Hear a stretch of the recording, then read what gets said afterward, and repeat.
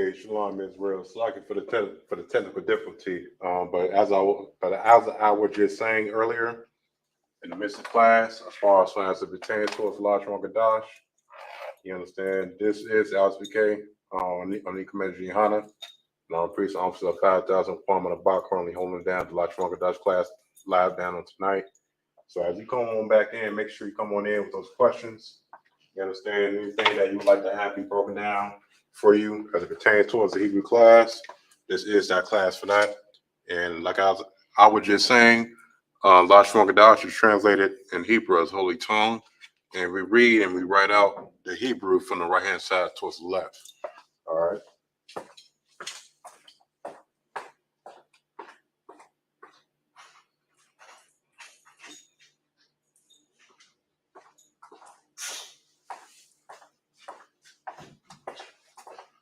So we actually have 22 letters in the Hebrew alphabet for the right hand side, working our way on down towards the left. I'm going to say each and every letter singularly by itself, so that way you can have an idea what it sounds like. All right. So the first letter in the Hebrew alphabet is pronounced as R. The second letter in the Hebrew alphabet is pronounced as Ba. The third letter in the Hebrew alphabet is pronounced as Ga.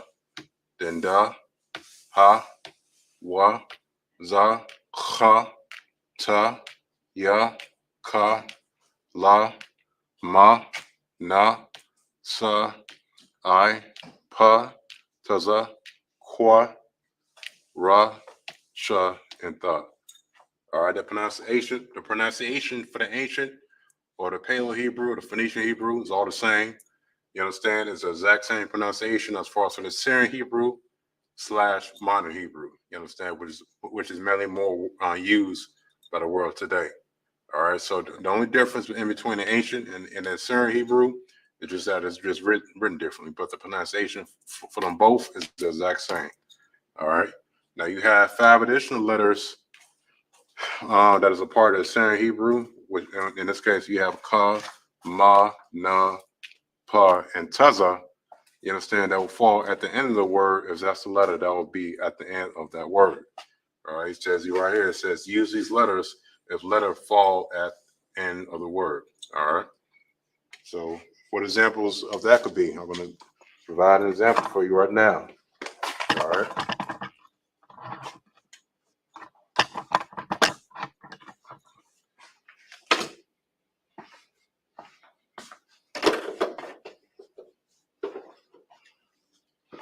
So let's say for example,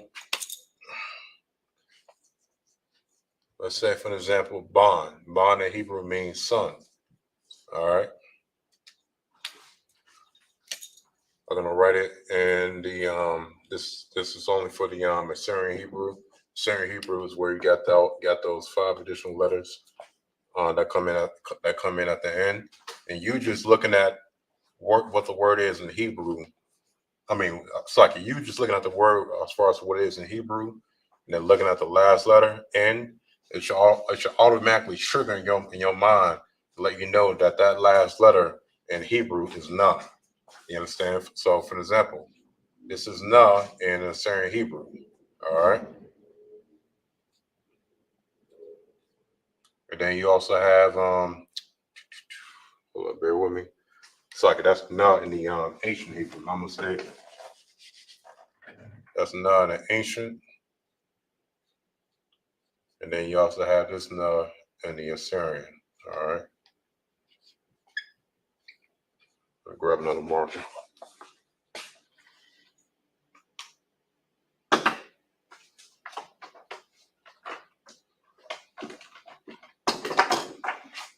All right, so you have one Na that is ancient, one Na that is Assyrian. Now, as far as for the Syrian Hebrew, you have 5 additional letters that fall at the end of the word. So that's the letter that will be at the end of the word. In this case, for bond, the last letter is N. N derives from Hebrew, which is Na. You understand? So now it wouldn't be the first form of Na, but rather it would be this form of Na. You understand? Which would be the final form. All right. So bond in Hebrew would be written like this in Assyrian Hebrew. All right. It would not it would not be written as like this. All right. But rather it would be written like that because the last letter on the end is na. All right. And then when you come back and look over here at the chart, what does it say? It says use these letters if letters fall at the end of the word, and then na is that letter right there. You understand? So when I come back over here to the board, as far as this word bond, you understand? That N is at the end, which signified that na is at the end, and I have to use the final form of it. So that's what that means. If anybody happen to ask, what does it mean as far as for the final form at the end of the word? That's what it means. All right.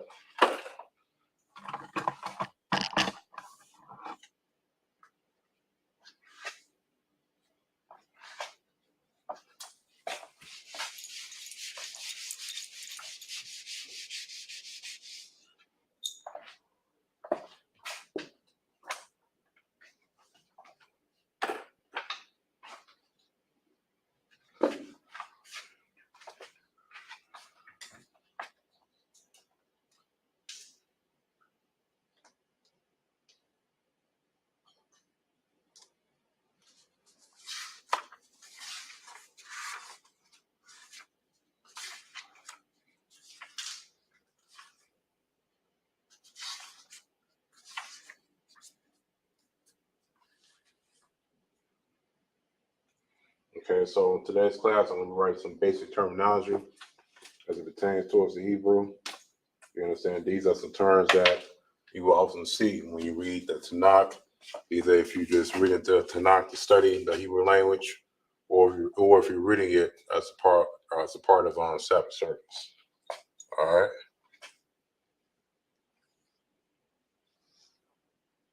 And this is in the Assyrian. So we have al.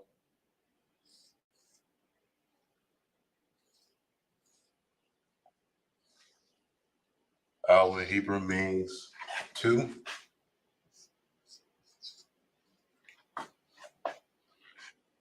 And notice how I'm writing from the right hand side towards the left.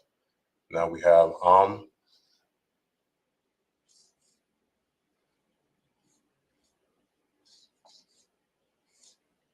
and in Hebrew means if.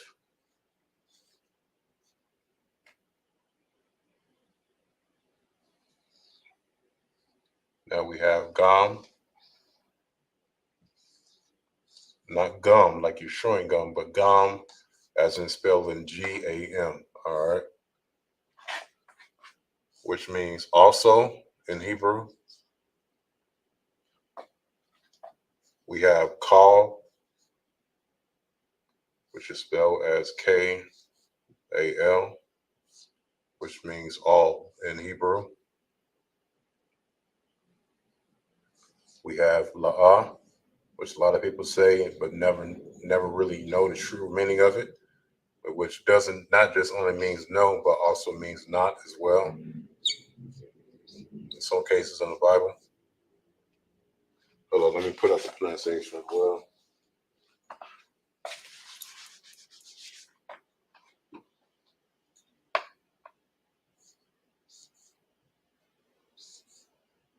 And the pronunciation is always very important because, of course, there's always people that tend to try and learn things on their own and mess up. So this here is pronounced as both of these letters are singular by themselves. Call is one pronunciation. Gum is one pronunciation. Is one pronunciation. All is one pronunciation. All right.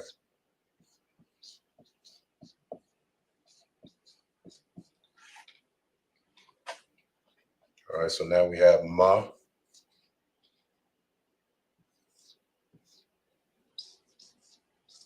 which is spelled as M-A-H. And that means what? All right. So you can say what? So you can say ma'ak, which means what brother, or akwav, which means what sister. You understand? Just as a short phrase. You understand? You'd be surprised as to how when you learn simple words like these, you can make short phrases out of them by actually seasoning yourself and studying the Hebrew. All right. So now we have Maya.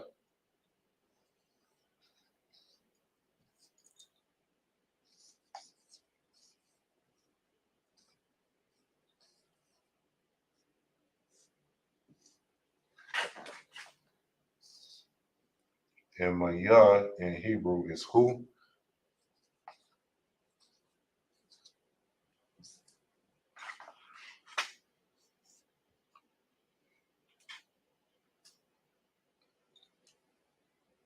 Now we have Man.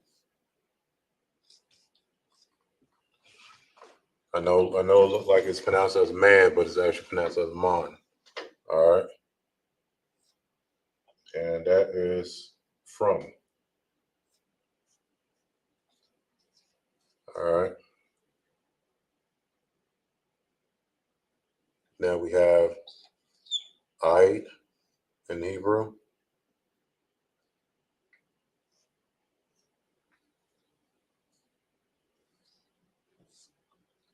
And I means unto.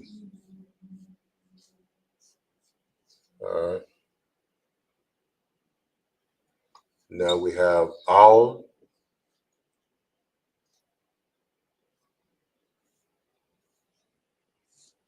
And al means upon.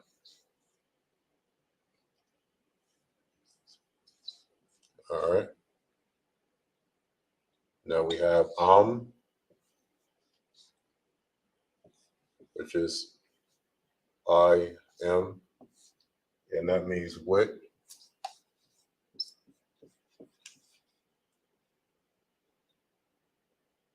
And then we have pon,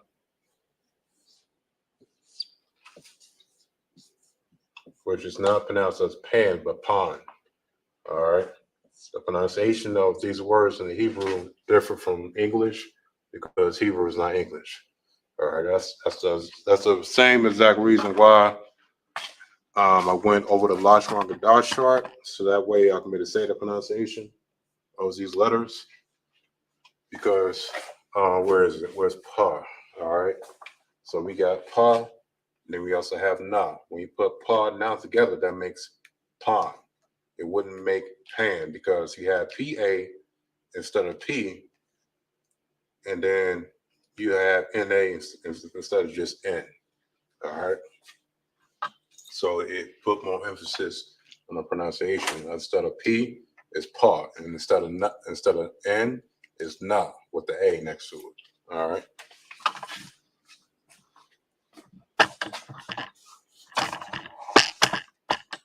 There we go.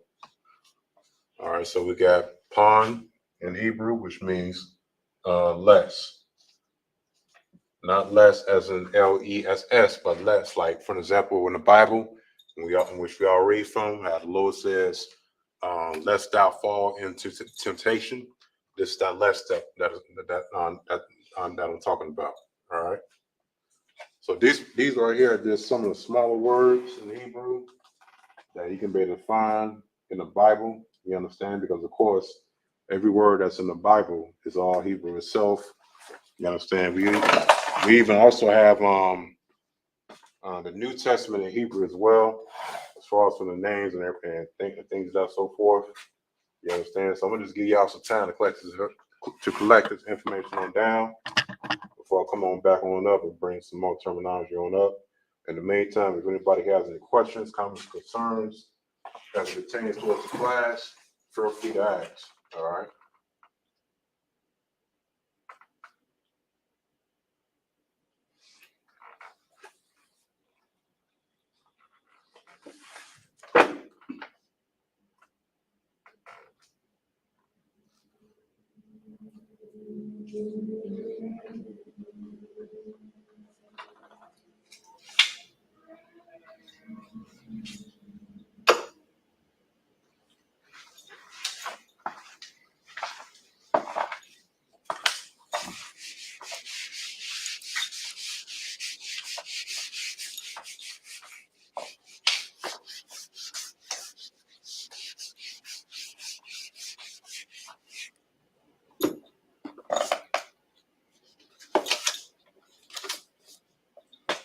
All right, so now as far as for some extra terminology here, we're going to have Abba,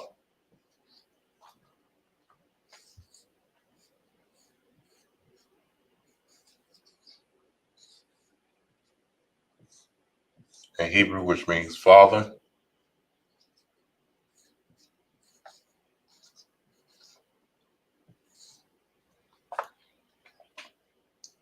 We have Ak in Hebrew.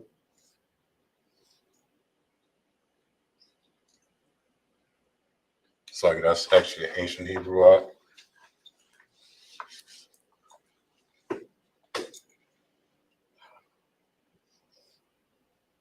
You have Ak, which is spelled CHCH. That's one pronunciation. And that means brother in Hebrew.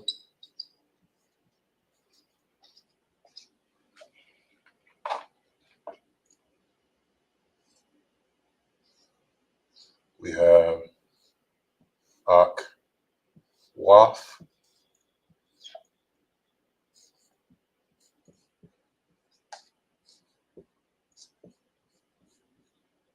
which is two-syllable word, which means sister.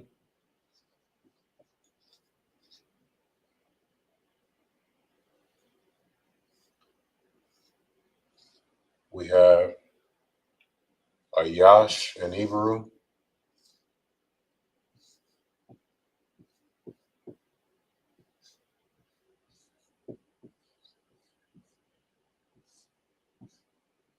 And Ayash in Hebrew means man. You got a question? Whereas for the sister, it's awa, like that. It's not aqua. It's like Aqua. The water for that, Ark. Appreciate it. Because I for sure missed that. I missed the C. I missed the CH in Aqua. All right. There we go. All right. So we got Aqua for sister. We got Ayash for man. And for woman, now we have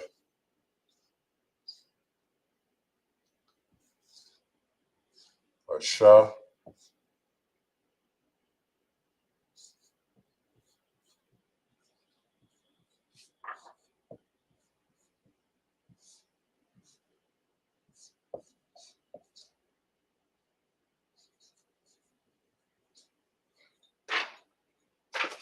All right, so woman is Asha, and it also means wife as well in Hebrew, as far as for Asha.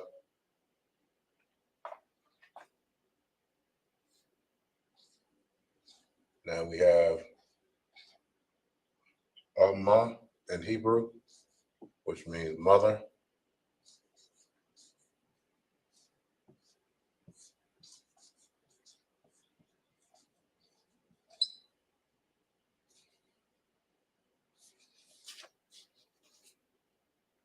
Also, too, we also have Adam in Hebrew.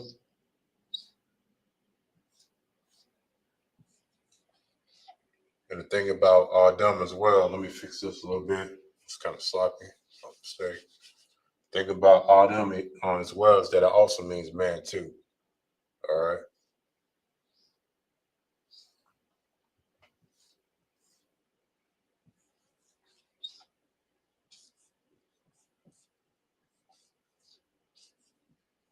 And this is also the name of Adam as well. If you never notice how similar it sounds in the way in which you say it. Adam is Hebrew for Adam in Hebrew, and it also means man. All right. Man slash or mankind. All right.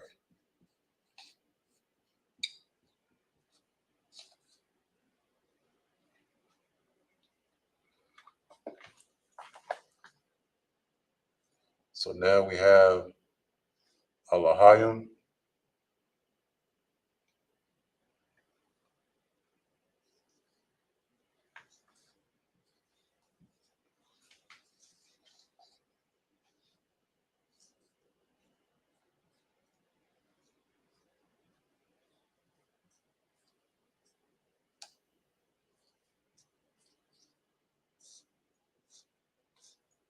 All right, so we have Allahayim, which means God.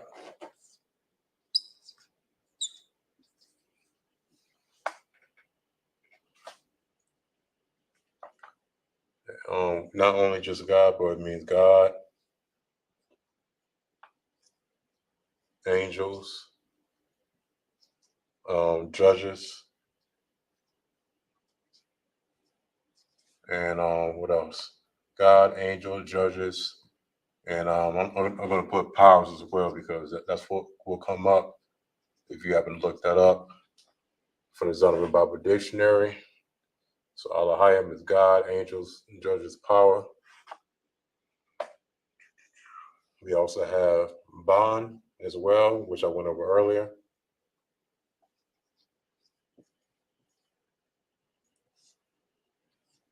Which means son.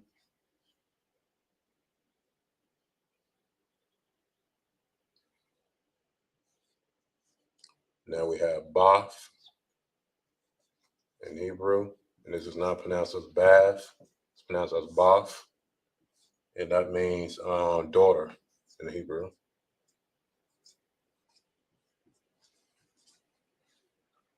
All right.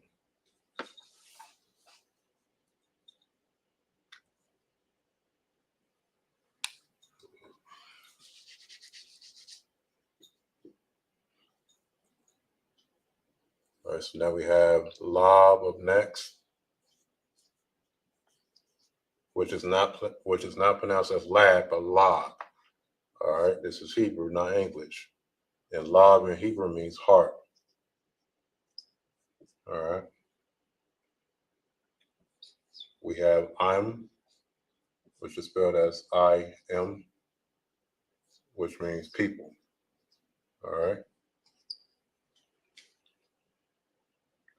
We have for wall,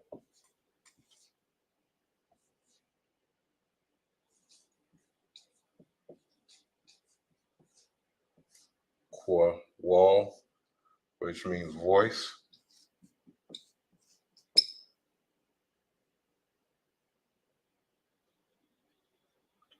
And we also have Sham in Hebrew, which means name. All right.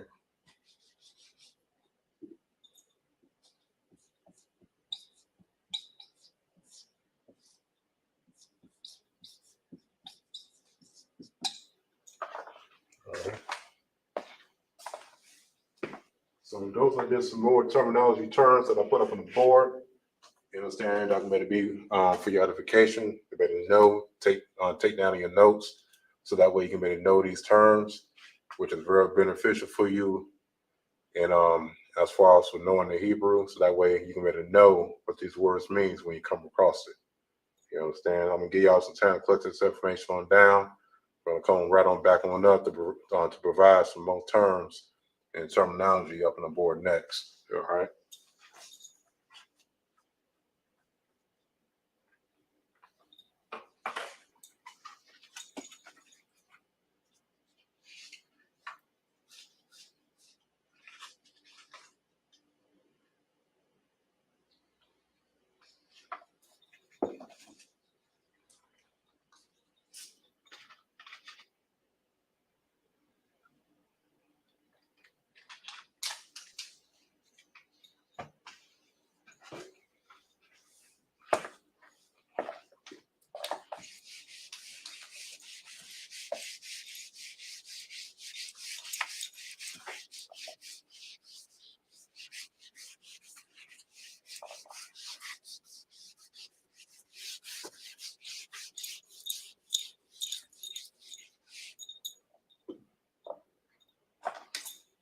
All right, so we got one of the bigger names coming up now.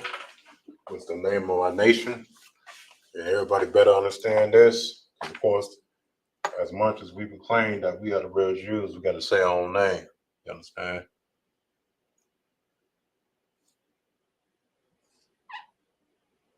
Look, need to give myself some extra space. There we go.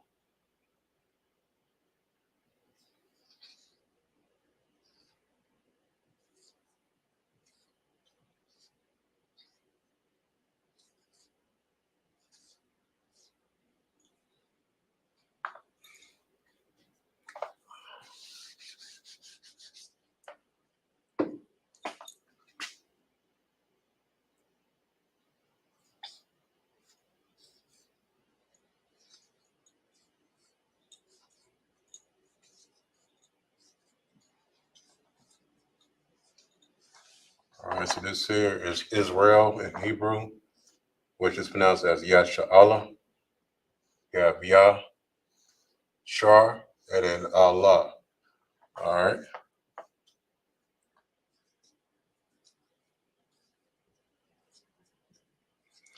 Now, to break this word on down, Yasha'Allah, Yah is he, Shar is prince, and then Allah is power. All right. He is a prince of the power. That's what Yasha'Allah means. All right.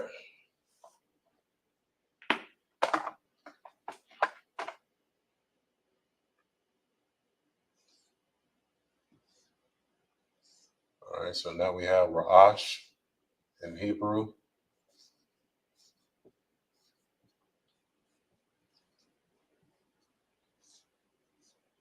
And Ra'ash in Hebrew means head.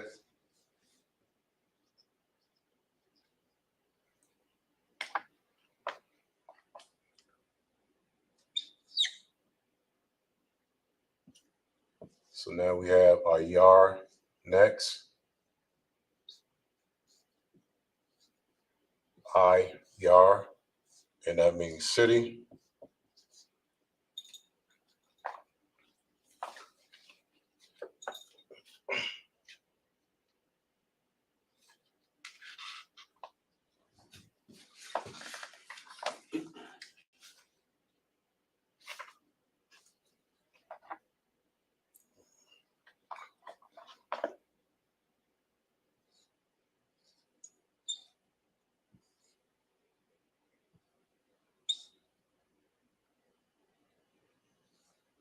All right, so now we have Rataza.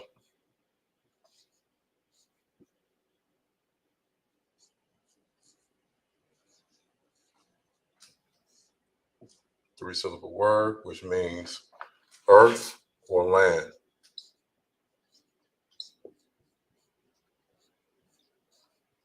All right, in the Bible, when the Lord says, and he created the dry land he called earth, that's what this means in Hebrew, Rataza, which means earth or land.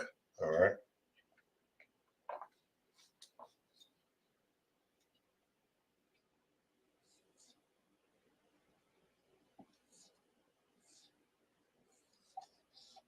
Now we have Lakum in Hebrew.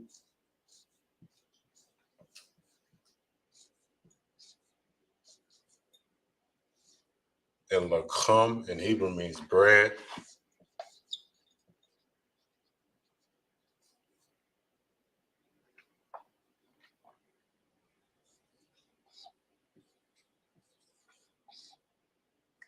Now we have Mayum.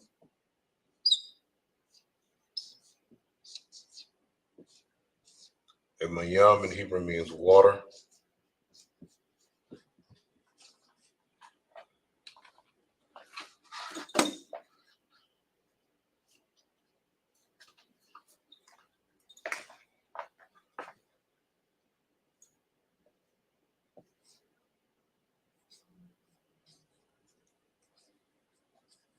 All right, so now we have Yayan.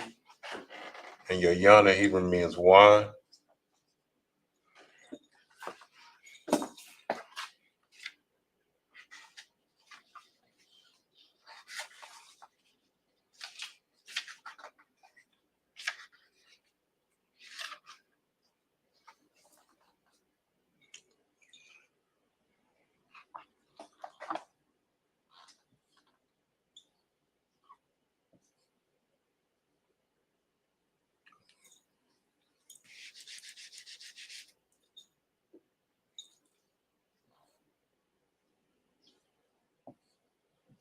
All right, so now we got a war.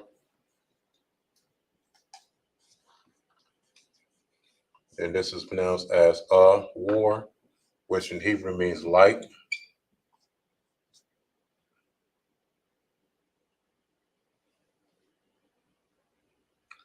In some cases too as well. Actually, I'm gonna put that last one to come back to that. But for now, I'm gonna put Bayaf up now, and this means house.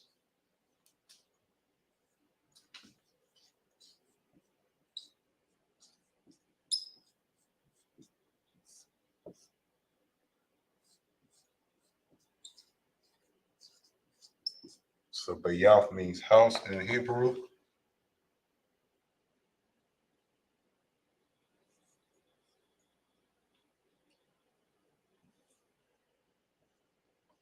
And now we have Barayath.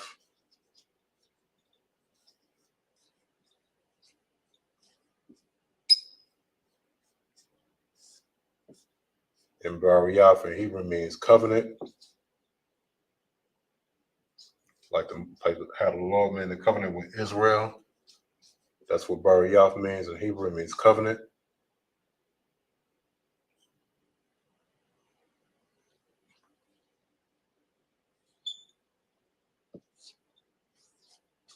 And now we have Gan, not gun, but Gan, which means garden in Hebrew. All right, so we got Gan, which means garden in Hebrew. All right. So we got Yasha'Allah, which means he, prince of the power. We got Ra'ash, which means head. We got a Yar, city. Arataza, which means earth or land. Lakan, bread. Mayam, water. Yayan, wine, or war, light. Bayath, house. Barayath, which means covenant or agreement. And then we got Gan, which means garden. All right.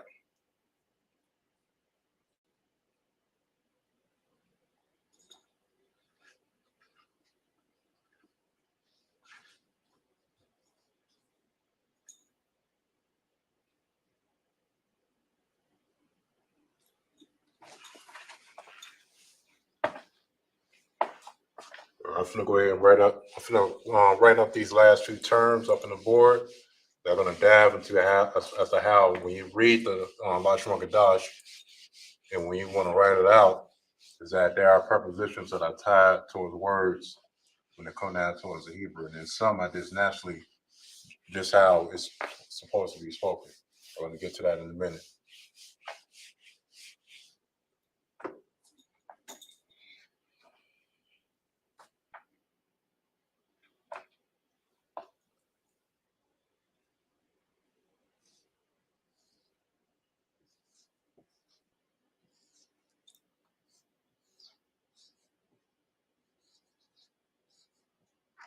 All right, so now we have the bar in Hebrew, which means word.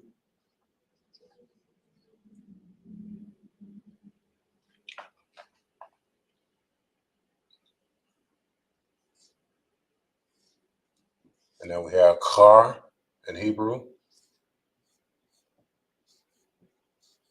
Kar in Hebrew means mountain.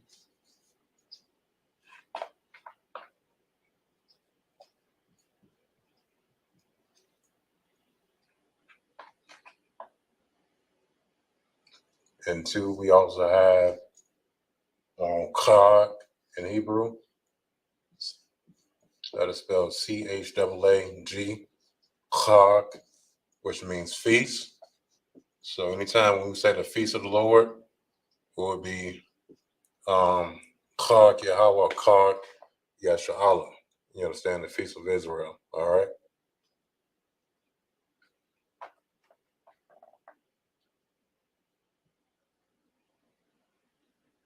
Now we have Chara in Hebrew.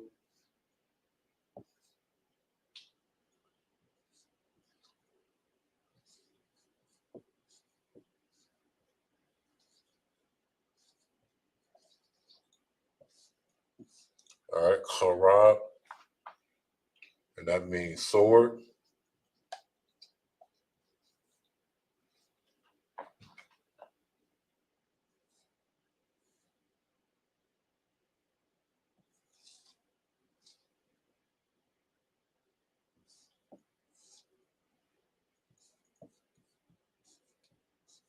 And now we have Kachak in Hebrew. All right, Kachak, which means darkness. All right.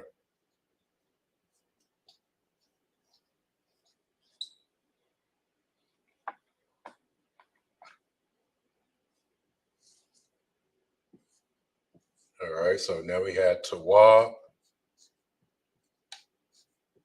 And tawab, which is a 2-syllable word, means good in Hebrew. All right.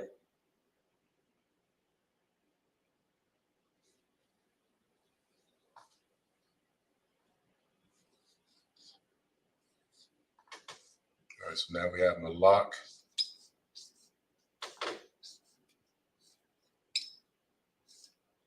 which is pronounced as malak, all right, which means king. All right.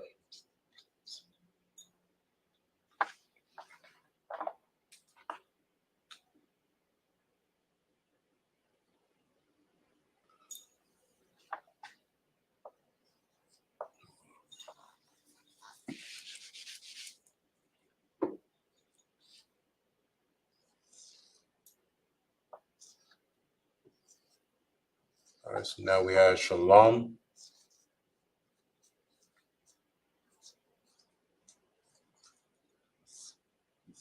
which means peace, and it's not spelled like this either.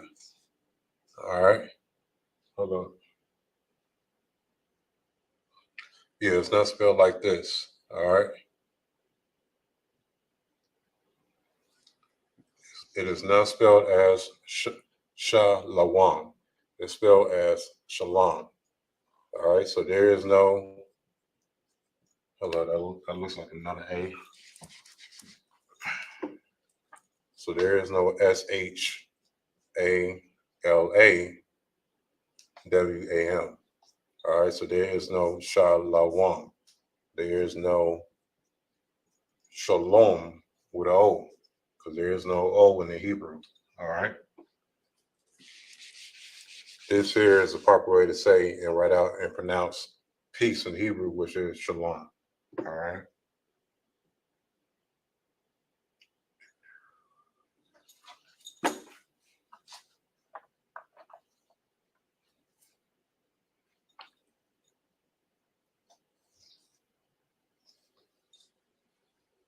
Now we have Shana coming up now. And Shana in Hebrew means year. All right.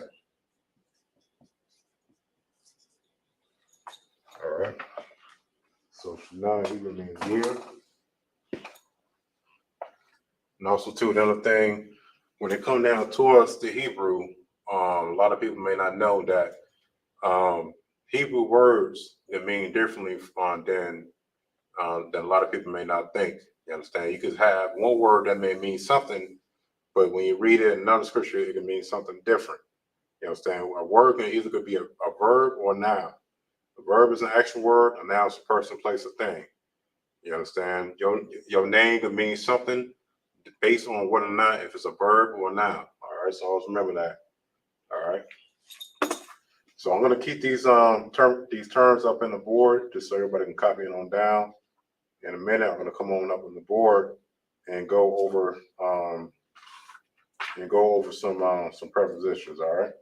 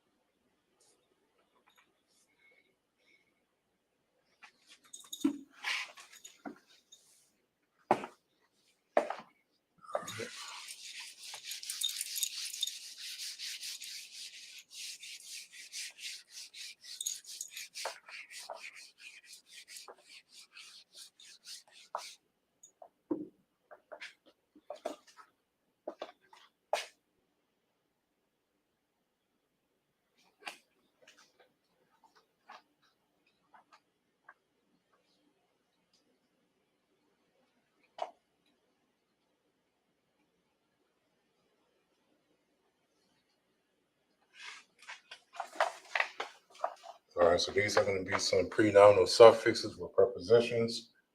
I'm going to write these up in the board real fast so that way everybody can know exactly what I'm about to go over.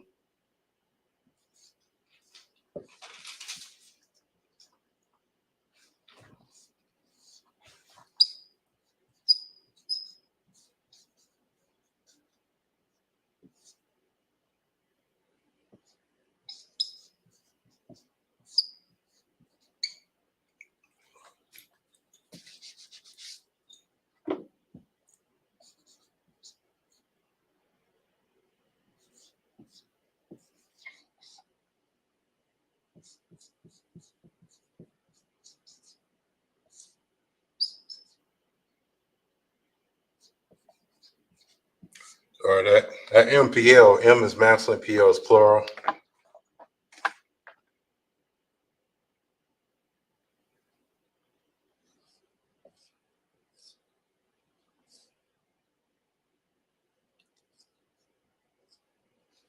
And then obviously, you should know F is feminine, PL is plural, meaning you're directing something towards a group of women.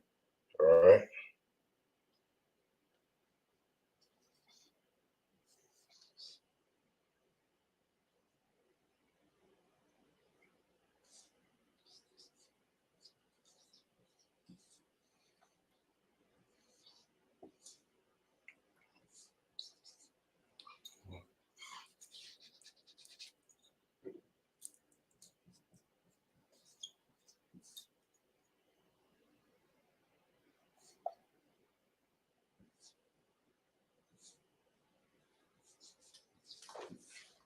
All right, there we go.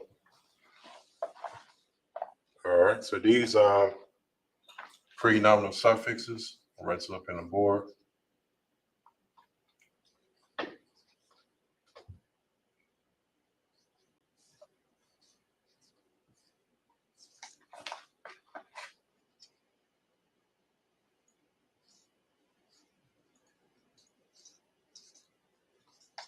With prepositions.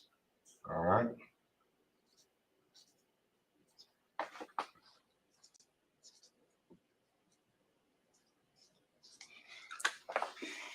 All right, so I'm gonna go over first as far as for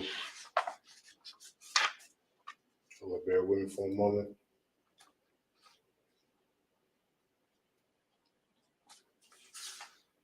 Okay, so I'm gonna go over first what are pre-nominal suffixes. Pre-nominal suffixes are shortened forms of personal pronouns. All right, as I said earlier, nouns are a person, place, a thing, and pronouns is what describes the noun. You understand? And pronouns, it's like a personal pronouns will be words like you, he, she, them, they. You understand? Personal. All right. So these are personal pronouns that you see up on the board: him, her, you, me, them, us. You understand? Those are personal pronouns. All right. And pre-nominal suffixes are letters from off of the long, strong, dot short that are acting as those personal pronouns. You understand? So wa will represent him. Ha will represent her. Ka represents you, both masculine and feminine. Ya will represent me / mine. All right. So these pre-nominal suffixes will be acting as personal pronouns, and they're going to be attached towards prepositions. All right. And prepositions is nothing but um,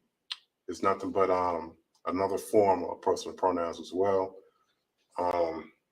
and also other minor words as well. I'm not trying to dive into. All right.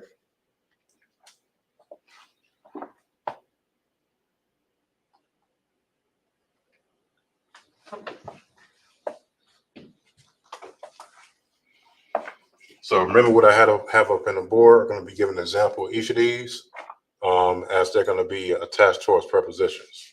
All right.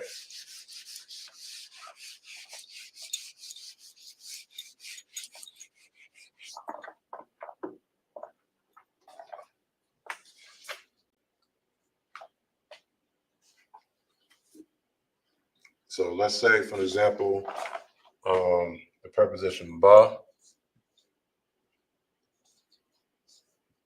Ba means in, with, and by. You understand? So on the preposition, ba means in, with, or by. Now you could say, for an example, ba wa.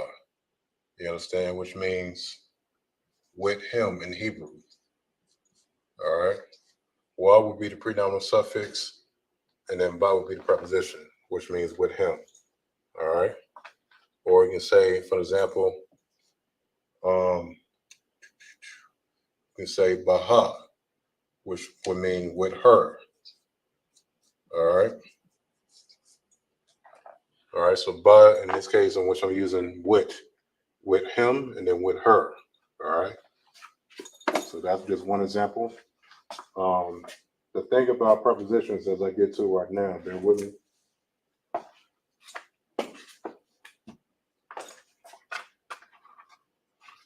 The thing about prepositions is that they are words or letters that I use to link nouns, pronouns, or phrases within a given sentence. All right, so as I erase this one off the board, I'm going to show you all the prepositions as a part of the Lot Stronger Dosh real fast.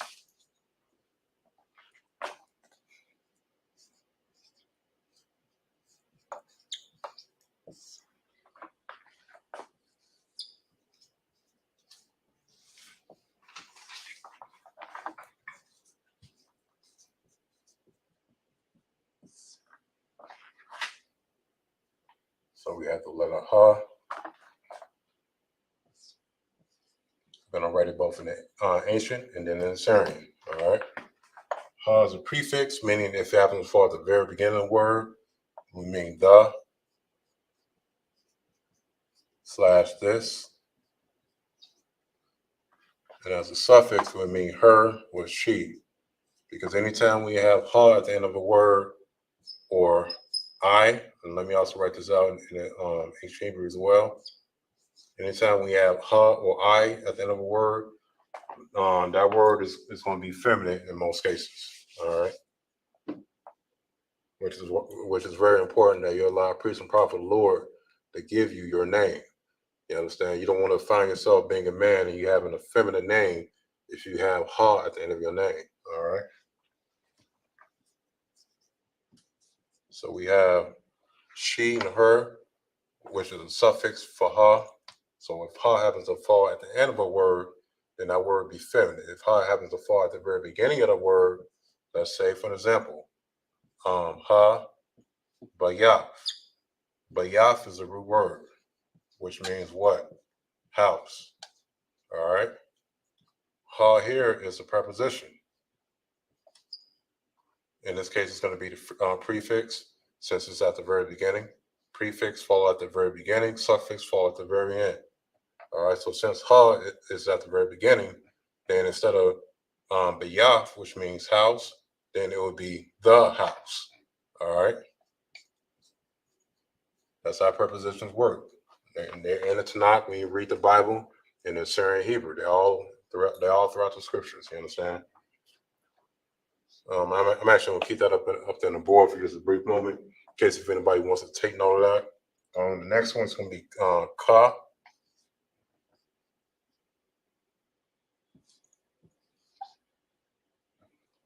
As a prefix, it means as or like.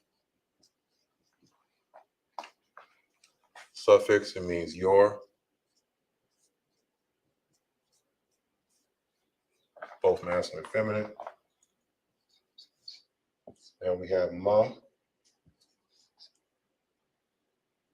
which means from or of. And as a suffix, it means masculine plural, there. All right, so let me erase this. Now we have ya,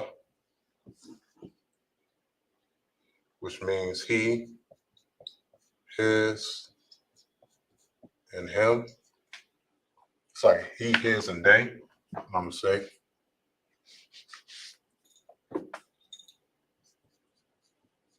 And as a suffix, it is me, my, masculine plural. Now we have wa as a prefix. It means and. So let's say, and a lot of scriptures start off like this by saying wa, ya, amar. All right. Wa would be and. Ya is also another prefix, which means he. I just wrote up on the board earlier, right here. And then amar is the root word, which means said. All right, so it'd be and he said. And a lot of scriptures start off saying that. And he said, da da da. All right. So that's how prepositions work. You can even see this in the Tanakh when you actually read it out. All right. So I'm gonna keep that up there on the board in case if anybody wants to take note of that as well. The suffix of wa is he, his, and him.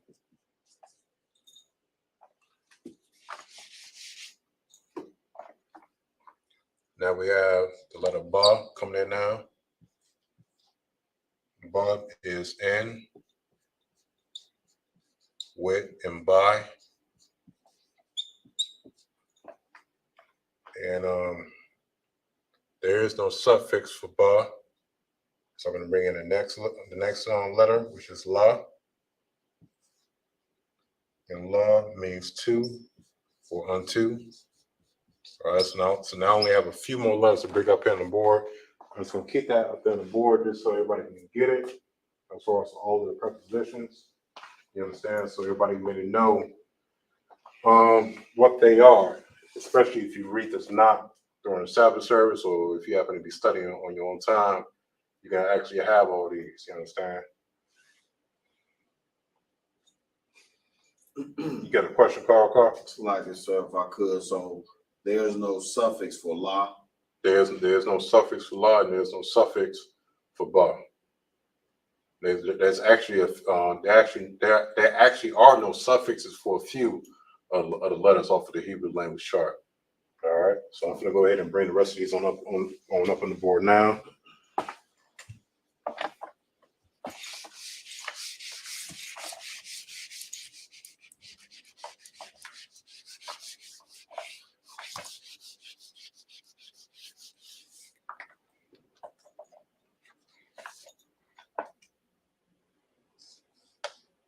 So now we have the letter da in Hebrew, and da means do. There is no suffix. Now we have the letter tha, which means thou, you, or thee, you, like the Lord is giving you a commandment. Hold up, I'm messing up.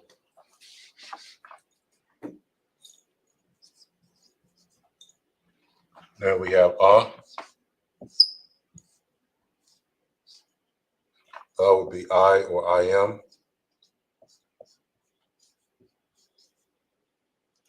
Now we have sha, and sha would be whom, which, that, or pertaining to. All right.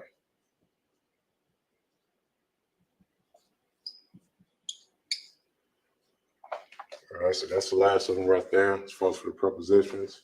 I'm going to actually show it to you in the Bible as far as for how you can see the prepositions and how you can get to see the root word. You know what I'm saying? This is also a good study tool for you to be able to have, which is called the Blue Letter Bible. There's actually other different sources, but this is the one primarily that we use. You understand? All right.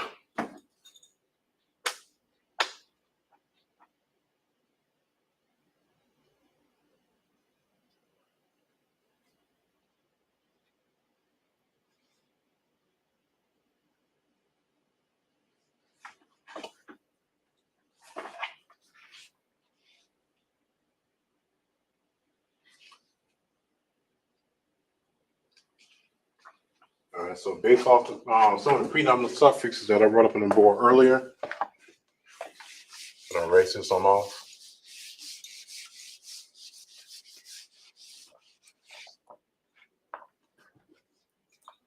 All right, so now based on also on the words that I wrote up on the board earlier,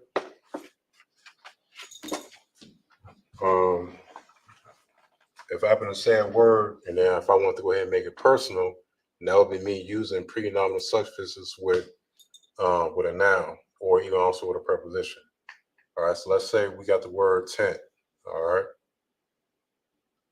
tent in Hebrew is pronounced as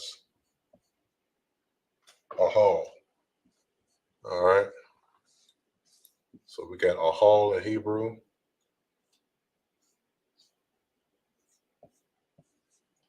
All right, so we got a hall. Now let's say, for example, if I want to say her tent. All right, and the meaning of the word, I mean, not the meaning of the word, but the pronunciation of the word would change. All right, so instead of a hall, then it would be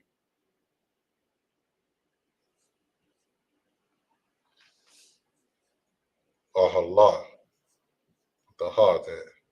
All right, a hall would be the root word, but the ha at the end is what would make it personal because you'll be using a personal pronoun, which is her. You understand? In this case, which is ha being placed at the end of the word, from it of being changed from tent to her tent, which is it's like an halah, all right, in the Hebrew. You can even also use and also as well these predominant suffixes in case if you happen to forget what they were. I'm gonna go ahead and show it right here as you can better see it.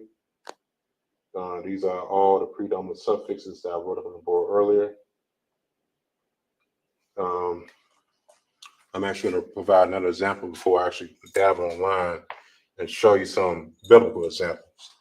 All right. Let me see. I'm going to say wine, for example, in this case. Wine in Hebrew, it is pronounced as yayan.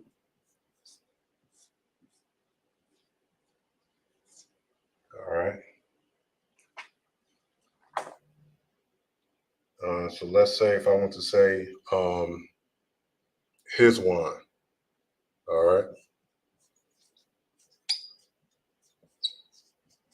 Now, his wine would be pronounced differently than yayan, but instead it would be yayan wa. All right, hold up. Let me actually change that now. There we go. All right, so it'll be pronounced as Yayan Wa, which would mean his wine. Now I know some of y'all may be asking why did I change the na from up top?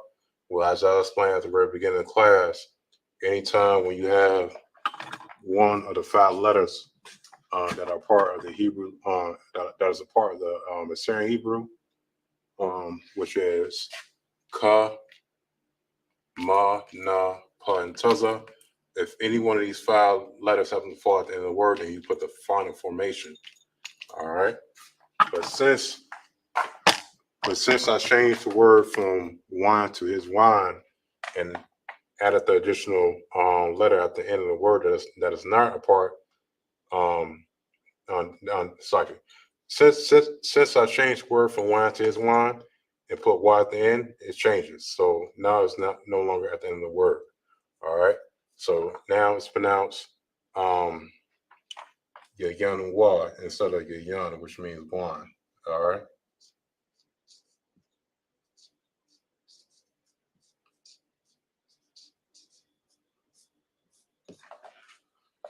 All right. And this here is the predominant suffix at the end. And that is acting also as a preposition too as well. All right. It's acting 2 in 1. All right.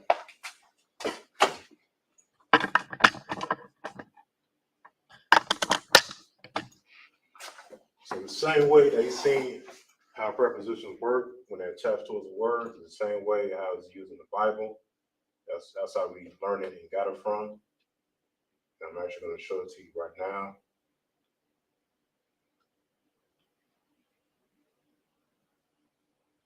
All right, so as you see right here, for example, this is Genesis 39 and verse 14. Now I'm going to go ahead and show you something right here. I'm going to read it out to you in the English. It says that she called unto the men of her house and spake unto them, saying, see, he hath brought me in Hebrew unto us among us. He came in unto me to lie with me, and I cried with a loud voice. And the key word that we're looking for is her house, because that's what I went over. You understand? So I'm going to scroll on down, and lo and behold, you see her house right here in Hebrew. The second line is the root word. The top word is the word that's used in the scripture. Notice that the preposition "but," which means in or with. You understand? And then of course, socket. You have the root word, which is "bayat," down at the bottom. Then on top, you have the main word, which is used in the scripture, but you have "ha" that is at the end, which means her. It's acting as a preposition. You understand? Just like how I demonstrated earlier, when "ha" is at the end of a word, the word becomes feminine. Or in some cases, narrative is coming to a feminine perspective. All right, because of course in the scripture it says her house in Hebrew is bayat ha. The root word of house is just simply bayat. You understand? So I can better say now his son, and it's going to come up with a wa at the end of that word. All right, or even his wife. I'm going to click on that.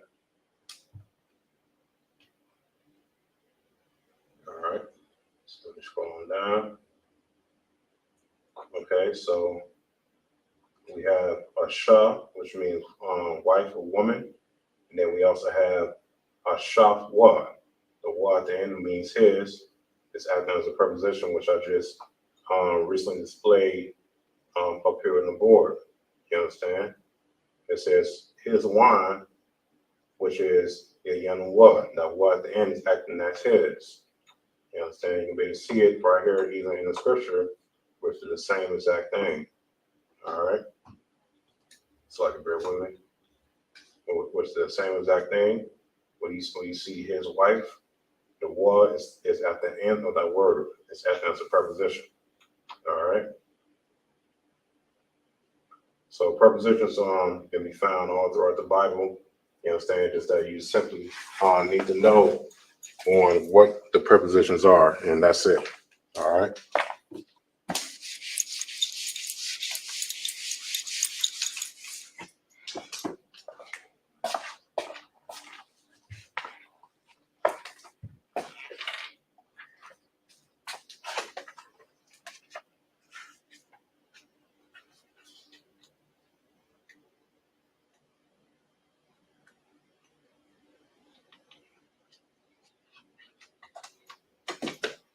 So I'm going to provide a few more examples up in the board right now. Bear with me.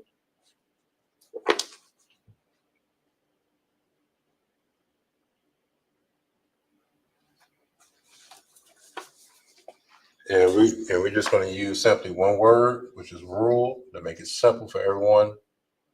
I'm going to say rule. And rule in Hebrew means mashal.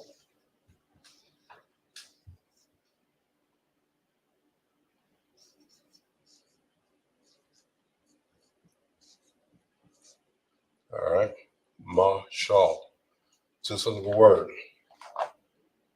All right, so let's say if you want to say he rule in Hebrew,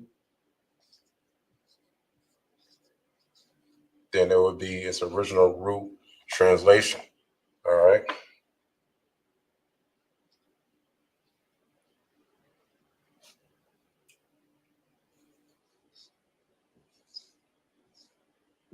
And it would be mashal.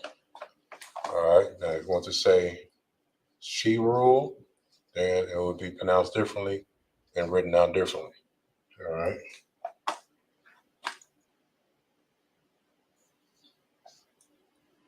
So let me fix that.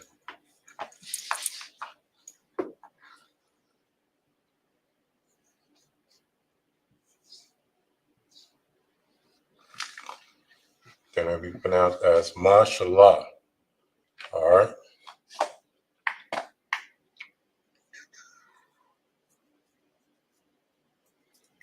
If you want to say we rule,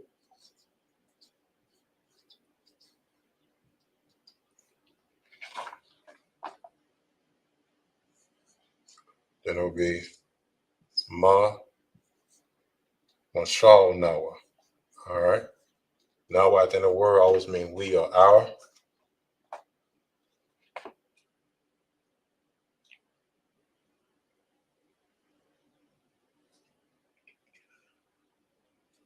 Let's see.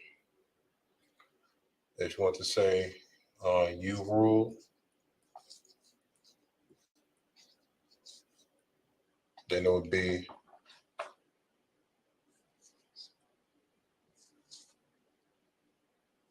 mashallah. Mashallah. All right.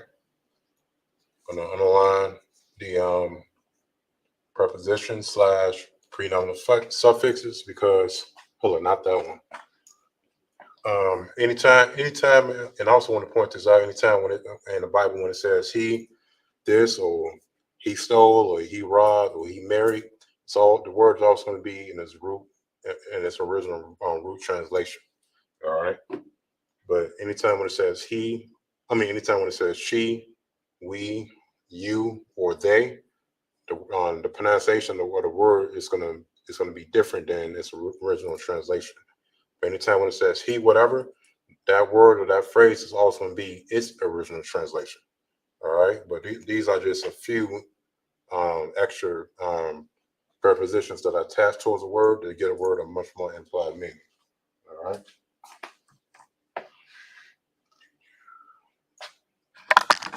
Here we go. So you can basically say, for example, he ate. In this case, it would just be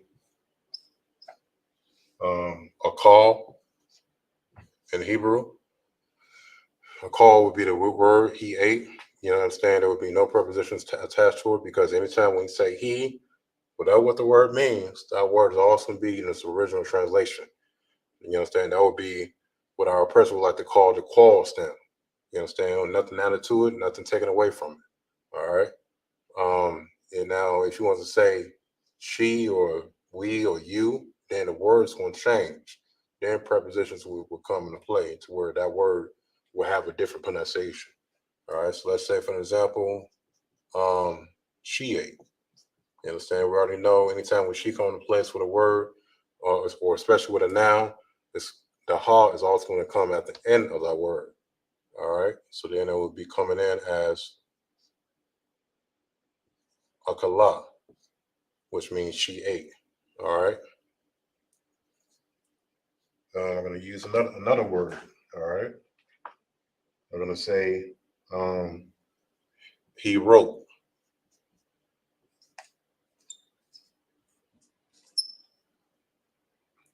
Wrote or he wrote will be kaka. All right.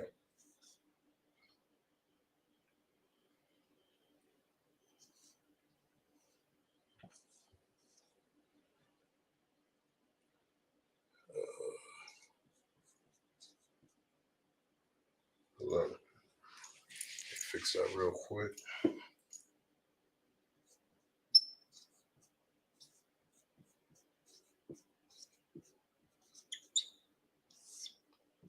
And let me also write this word up as well.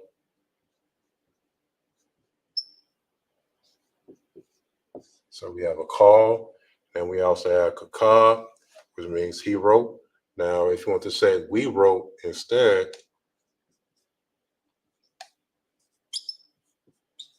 then it would be kakab nawa. All right.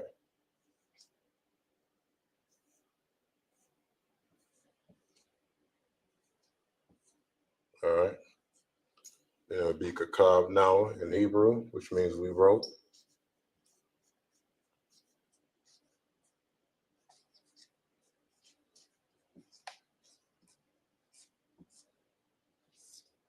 And that's how prepositions work. You know what I'm saying? So anytime we're dealing with words in the Hebrew, to where a word is said, then from its original translation, then that word 90% of the time is going to have a preposition to it. All right. In which case, I'm going to go ahead and show you right now.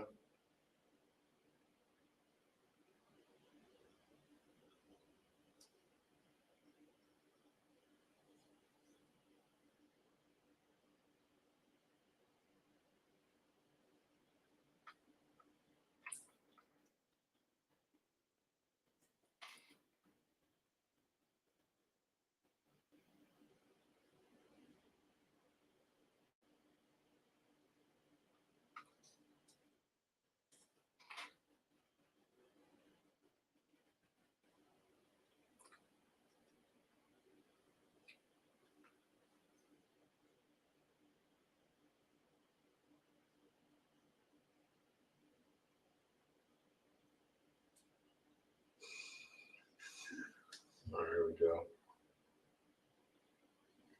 All right, so this here is also yet another example.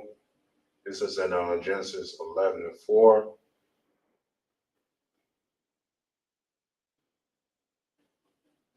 As I'm scrolling on down, I want to show you this prenominal suffix here that's about to come up. Look, I believe I went past it.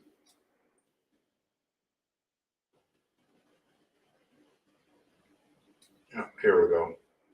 All right, so we have us in the Hebrew.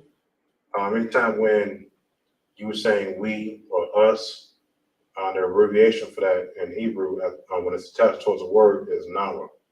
All right, so in this case, it says la nawa, which means to us. You understand? And that's also what's in the scripture when you read it back in English. All right. So it says let us, and then it says let us again. All right. So let us or to us means la nawa. Even also here in this example, which I wrote up on the board, as far as for we wrote, that would be pronounced as kakab nawa. You understand? Anytime when nawa is at the end of a word, that's saying we or our, whatever what the root word is. You understand? So once again, in Chicago, we got an Earside School, Universal Present Knowledge, coming together One West underneath Commander Gianna. And that's my time, Israel. Make sure you support the priests and prophets of the Lord. Make sure you pay your tithes. Make sure you also as well tune in to our classes Monday through Friday from 7 to 9 p.m. That's my time, Israel.